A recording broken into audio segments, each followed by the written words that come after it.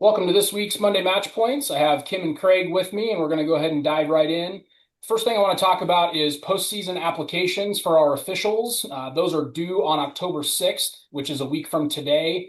If you have already submitted your application, what I would ask is please make sure that the availability that you listed on your application is still accurate.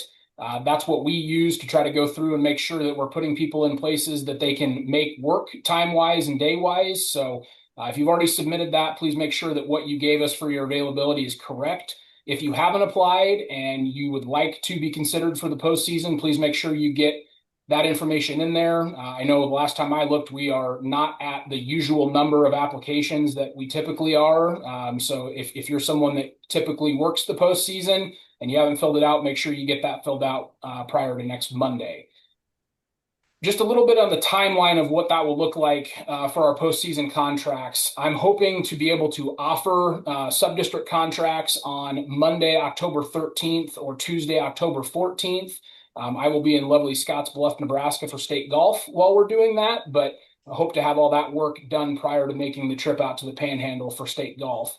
Our state contracts, I usually try to give around 2 weeks notice before state starts. So looking at roughly Saturday, October 25th, when I would offer those contracts.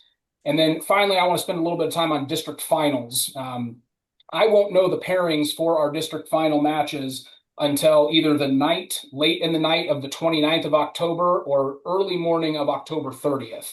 So the earliest that I can offer those contracts for officials is going to be on Thursday, October 30th. So for those of you that are making yourselves available for the district finals on Saturday, November 1st. I apologize that it's that tight of a turnaround. That schedule is member school legislation driven, and so there's not a lot that I have to say in terms of the timing of that. But what I would ask is if you are available on that Saturday, please make sure that you mark that you're available that Saturday. We need 80 officials that day. And a lot of the times that's the day that we have the least amount of people available. So it is kind of a time crunch and a numbers game to make sure that we get all those matches covered. So again, those postseason applications due October 6th, make sure your availability is good to go. And then be looking out for those contracts on those dates that I mentioned. Last thing I'm going to mention before I kick it over to Kim and Craig is about student match limitations. This is something that I covered earlier in the season on Monday Match Points, but I've been getting an increasing number of questions about it, specifically about triangulars. Triangulars are not considered tournaments. And so triangulars, if you have a JV triangular and a varsity triangular going on at the same time, those students are still bound by that 2 matches per day limit. The question that I've been getting is, can they play in both? The answer is yes, but they can only play in 2 total matches. So if you have a kid that swings back and forth between JV and varsity, then they can play in one of the JV matches and one of the varsity matches, or 2 JV matches, no varsity, 2 varsity, no JV. 2 total, any combination of levels of competition. And the last thing I want to mention on that is it is not our officials' responsibility to track that. That is the coach's responsibility.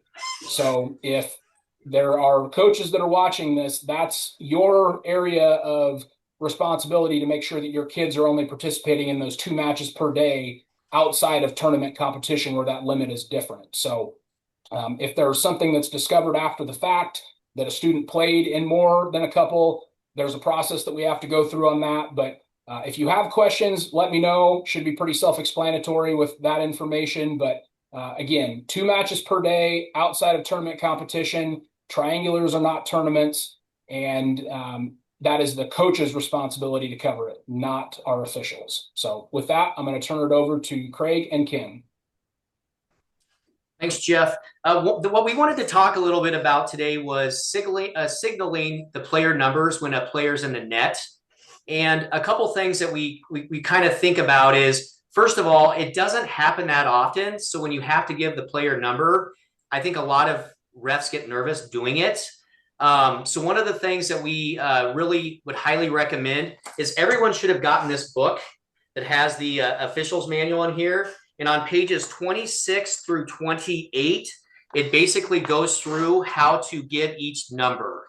But one of the things I also wanted to talk about, and Kim and I are going to talk about this a little bit, but as far as like the sequence as an R1 and as an R2. And as we all know that the net is really the R2's responsibility. However, the R1 can call a net if the R2 doesn't call it. But one of the things that we really want to make sure that you do is that when you call the net, that you don't rush the signal, because I think a lot of times we always get so nervous with it that we rush it. So one of the things is the R2, what we want to do is we just want to blow your whistle. You're going to give the net signal first, and then you're going to come up with a number. And then after that is when both of you, the R1 and the R2, are going to signal who gets the point. And then after that is when the R1 actually comes back with the number. And so that's one of the things I remember when I first started reffing 30 years ago, what people taught me was go to a mirror, because that's the easiest way to see if you're doing it correct or incorrectly, is to go to a mirror.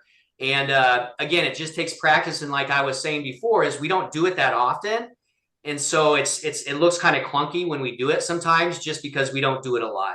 Kim, do you want to add anything to that? Yeah, with numbers, when you're giving numbers, make sure, as R1, you want to fill your right hand first. So practice your numbers. And sometimes when I'm driving down the road, I'm like, 12. What does that look like? It's right hand first and then, the two, that's 12. And just call out numbers. And some of the teams have high numbers like 37. Those are harder, but you would show three first and then the seven.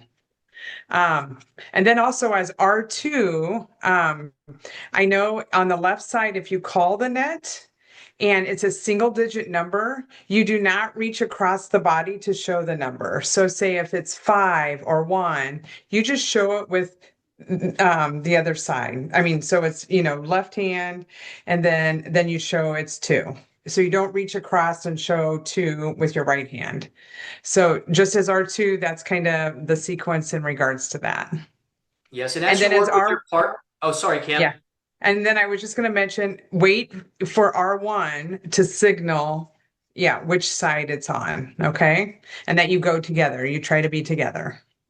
Yeah, and I was just going to add to that too, Kim, that if you work with a partner and maybe you notice that they're not doing it correctly, help them, teach them how to do it correctly, because we all want to look the same out there. So Yeah. yeah. All right. Well, thank you to both of you for that really good information. Thanks to all our coaches and officials that are watching these videos. We're going to keep making them as long as people find them useful. And so somehow we are about halfway through our volleyball season already. We only have a little over a month left until the state tournament. So looking forward to a good end of the season. So with that, we will see you next week.